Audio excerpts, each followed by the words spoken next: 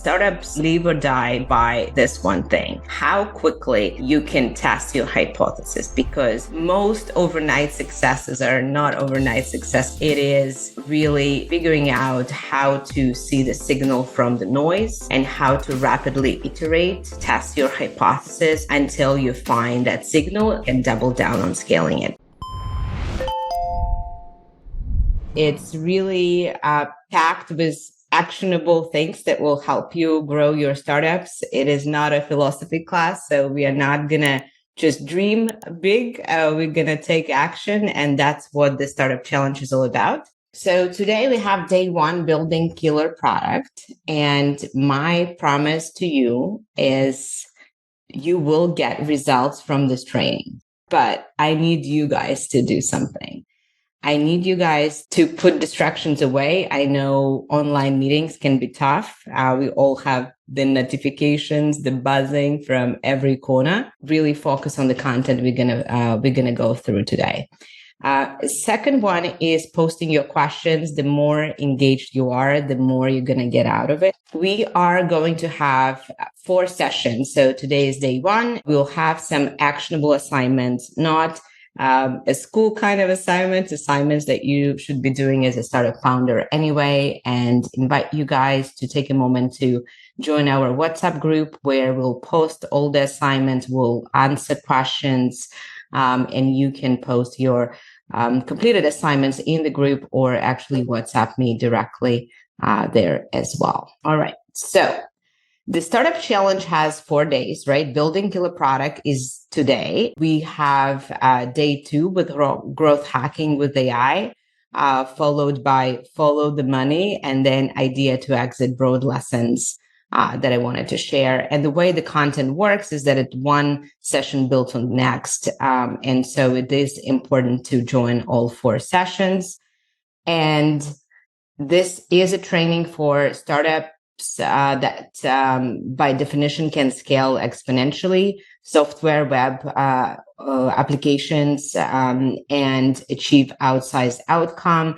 This is not for lifestyle businesses. And so I hope you guys all are software founders. Also, this is a training for founders or CEOs of early stage startups, so that you can really set up your company for success as the leader, wearing multiple hats. But here we specifically dive into the research and go-to-market aspects, as well as really how to navigate this journey from idea to exit, and get you set up for success. Also, you have to be willing to put in the work to do whatever it takes. That's how early startups work. They require jumping through many hoops, and that's really what you are willing to do. For those of you who don't know me, I wanted to briefly introduce why I'm here and talking to you. My journey started from Ukraine. I got to US to get my Wharton MBA, built corporate career at Boston Consulting Group, climbed corporate ladder at Dell to levels down from Michael Dell in a strategy and go-to-market function, and then jumped into startup world, not knowing how crazy the journey is going to be, but it was the most rewarding experience. We were able to grow exponentially and sell the business for 8-figure exit last year. I don't have a tech background. I don't know how to write a line of code. I am, by all definitions, an outsider in a startup and tech world as a female and immigrant founder. I also built a corporate career where a lot of my classmates went to pursue sort of more managerial jobs that really didn't quite hold me, and I wanted to jump into startup land as well.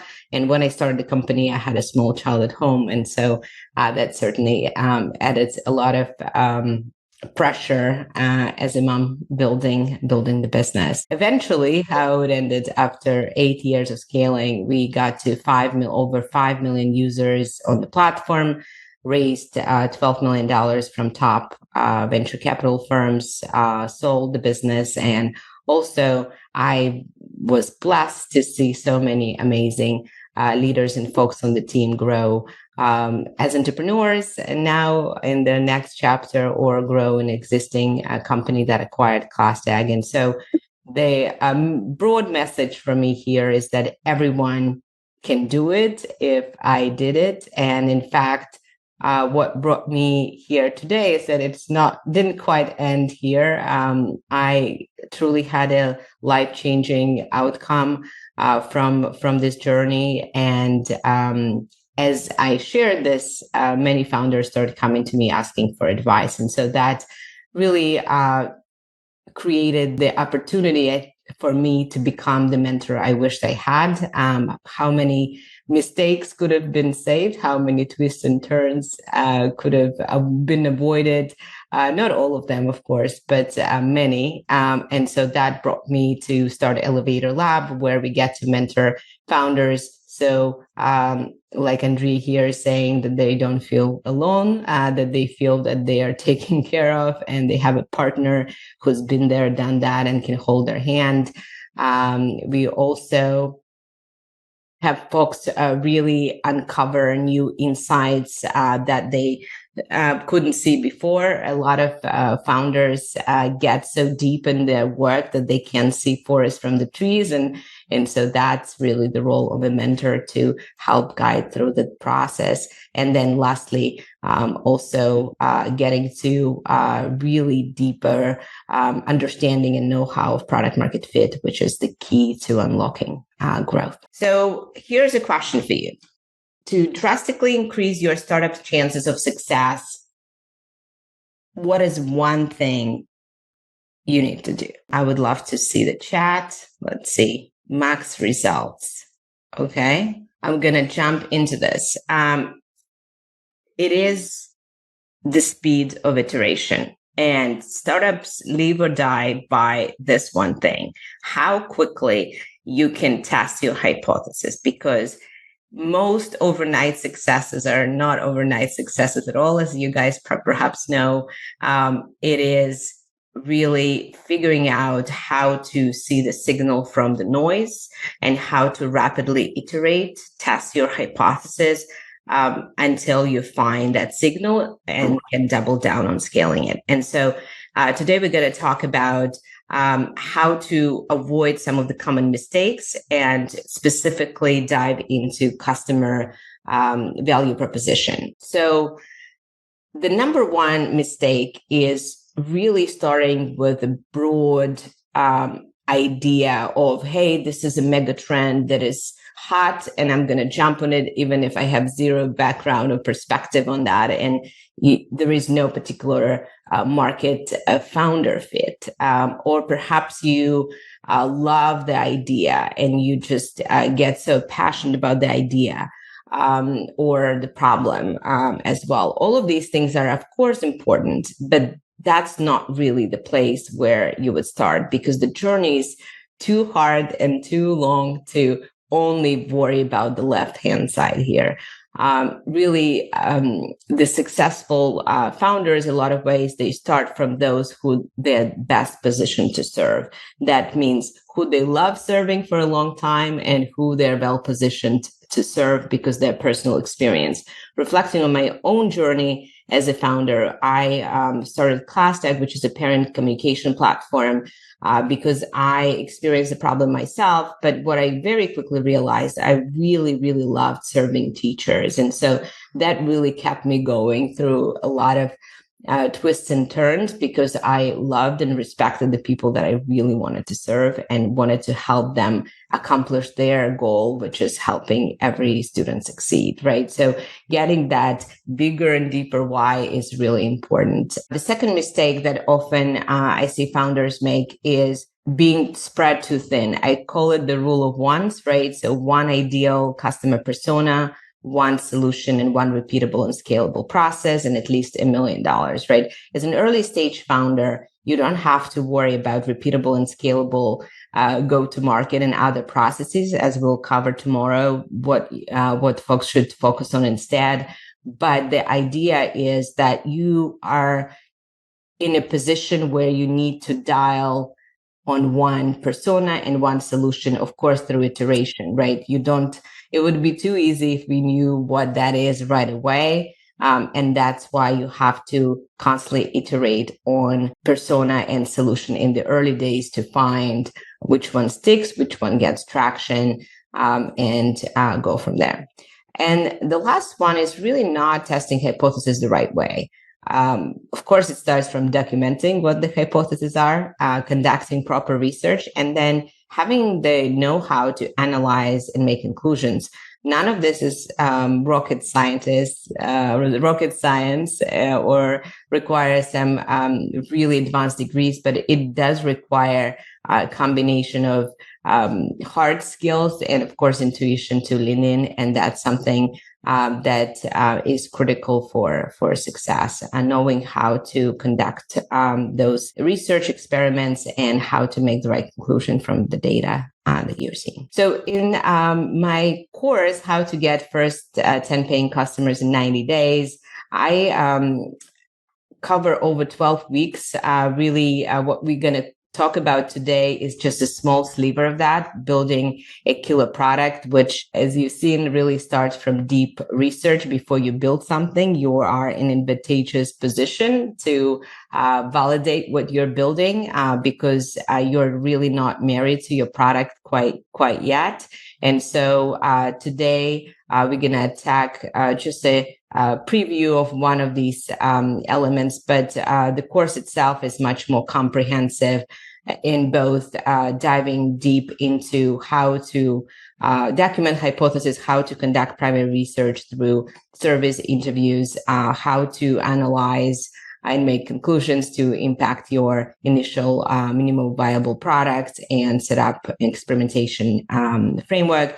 I'm also absolutely fascinated with what AI can do, starting from research throughout the whole startup journey, and will be sharing my lessons with that as well. All right. So today we're going to talk about nailing your customer value proposition. And I highlighted customer on purpose because it all starts from who, right? And that's what customer proposition. I imagine you guys are all familiar with what that is, but it is a distinctive value or benefits a company promises to deliver to its target customers through a solution. And solution comes in last, right? It's just how you solve the problem. So to restate that, it starts from who hypothesis, who is the ideal customer. And again, startups should initially focus on a narrow target, ideal customer persona. I think a lot of founders are concerned about firing customers or not serving certain customers. And in the early days, of course, you have to be open and see where the market pulls you, but the market will dictate where you need to go, even if it might be very different from your initial hypothesis. The second hypothesis is what hypothesis, and this is really finding that hair on fire problem. It's very hard to build a business on nice to have, right? As they say, painkiller, not a vitamin. And so that's really uncovering that hair on fire problem that customers are willing to pay to solve. And this bit is also very important because there are many more solutions than there are businesses, right? You can have an amazing, elegant solution with brilliant technology, but people are not willing to pay for that solution because it's just not a critical need.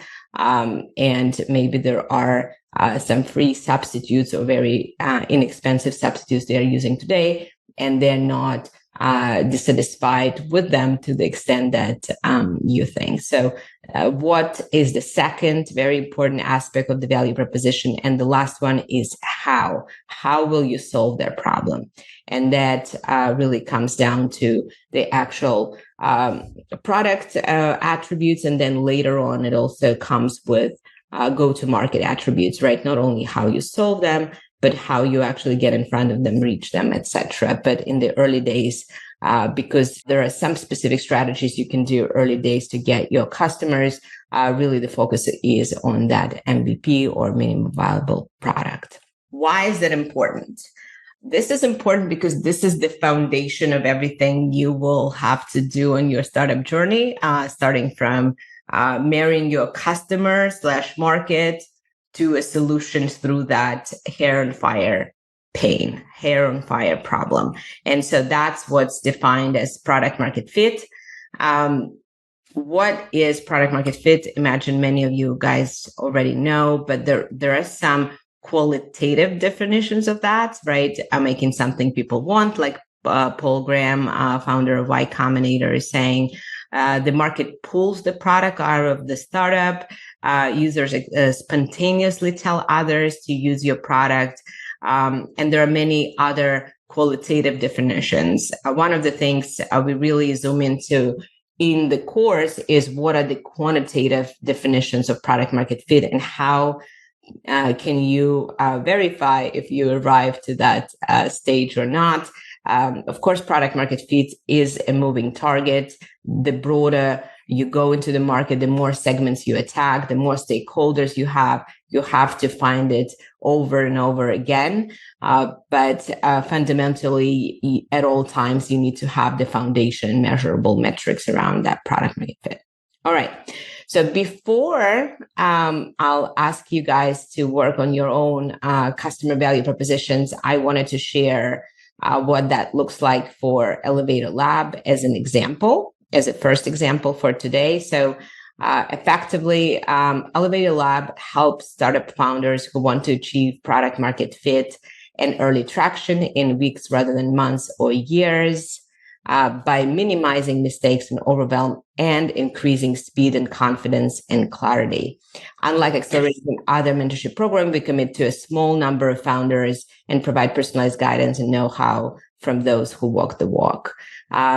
So what are the elements of this, right? The elements of this is there is a clear definition of the persona of the who. There is a clear definition of the objective or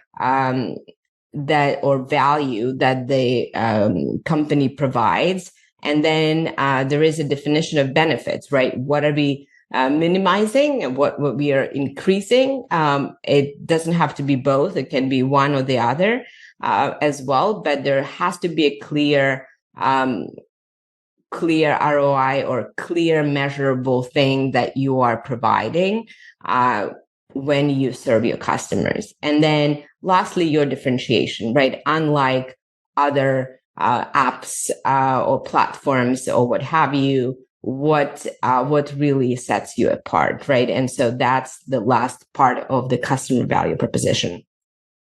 Here's another example, and I wanted to highlight how it changes over time. So this is an example from the early ClassTech days when we were just getting started.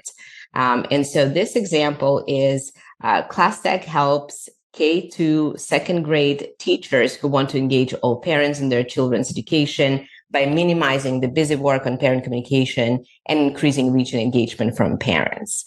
Unlike other communication apps, ClassTech automatically delivers messages in the language and channel each parent prefers and ensures every parent is informed and alerted about key dates and activities. What is interesting from this is that it is very precise in who the target persona is, right? K to second grade US teachers, right? And perhaps you can get even more refined. In our case, we focused a lot in the early days on ESL, English as a second language, or special needs teachers, because that's where parent engagement was even more critical, right? So that's the first early version of this for ClassTag, as we were really just gaining initial traction. And then if you look at the later version of our customer value proposition before I sold the business, it is much broader, right? It helps school and district leaders who want to unite their community as opposed to just solve for parent communication.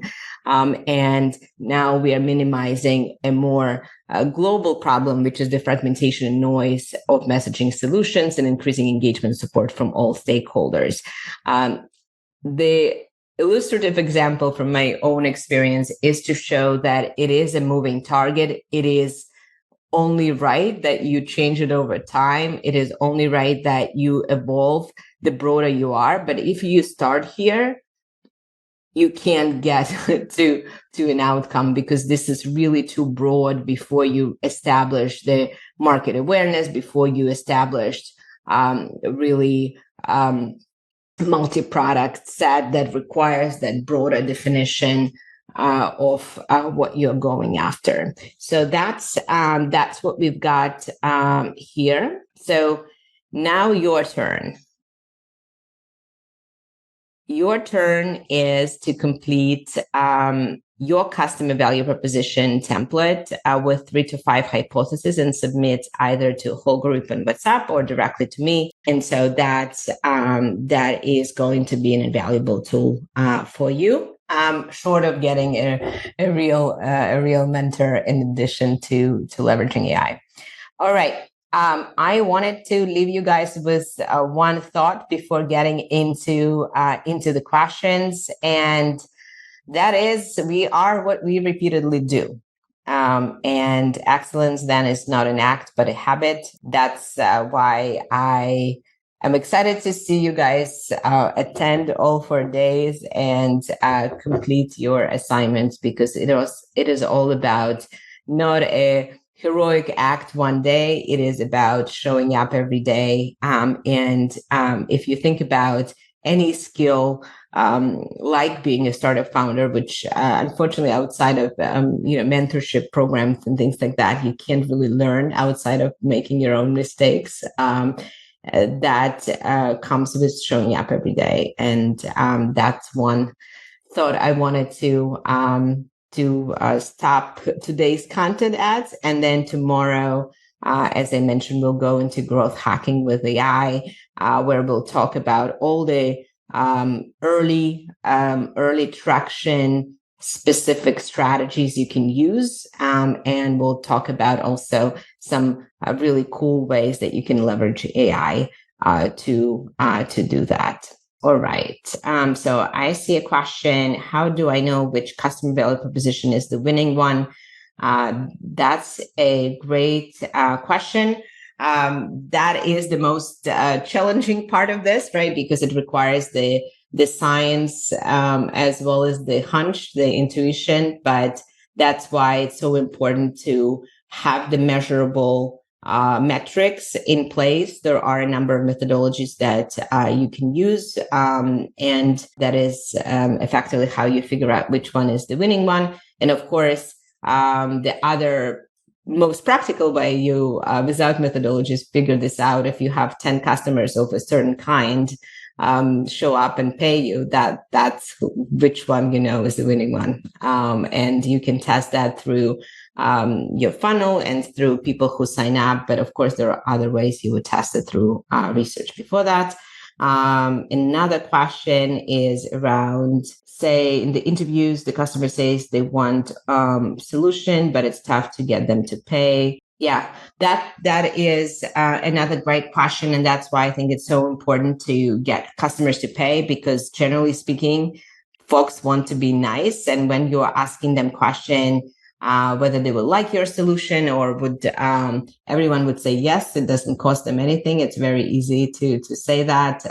They want to be encouraging of early founders and their hopes and dreams. But in a way, they're actually doing you a disservice, because unless they're paying you, then they might lead you to the dark side, the wrong sides of the forest. So, and you can get lost there. So that's why we'll talk about how to find those customers that are willing to pay. And then we'll talk about follow the money, right? Which is really the key point here, because again, there are many more solutions than there are businesses. And so we are here to build a business, not just a solution. I am thrilled to have you guys all join this challenge, take it on. I wish you an amazing day, and I'll see you for our growth hacking with AI. Thank you guys.